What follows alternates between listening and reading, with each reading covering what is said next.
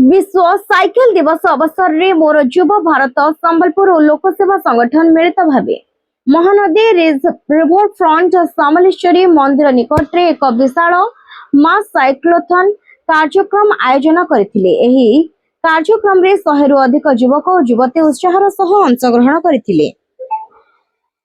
कार्यक्रम को अतिरिक्त जिलापाल एडीएम श्री अशोक कुमार भोई पताका देखाई शुभारंभ करथिले। एथिरे जिला सूचना और लोक संपर्क अधिकारी डीआईफआर कुमारी संयुक्ता कुल्लू एवं संबलपुर सांसदों का प्रतिनिधि श्री सुधीर बहिदार सम्मानित अतिथि भाव उपस्थित थिले। जिला युव अधिकारी श्री प्रसन्न मेहर नेतृत्व रे एवं श्री प्रयास कुमार सराफों सहयोग रे कार्यक्रम सुचारू रूपे परिचालित होइतिला।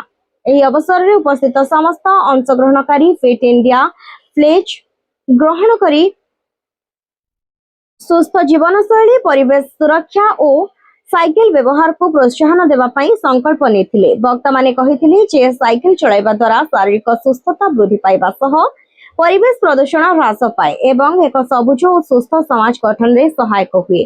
कार्यक्रम शेष रे समस्त अतिथि और युव स्वेच्छासेवी माननकु धन्यवाद जणा जायतिला। सुंदर सुस्थ शरीर सबुज परिवेश और एकतार वार्ता प्रसार पाई एही साइक्लोथन एक सफल प्रयास होइछि बोली आयोजक माने मत प्रकाश करथिले।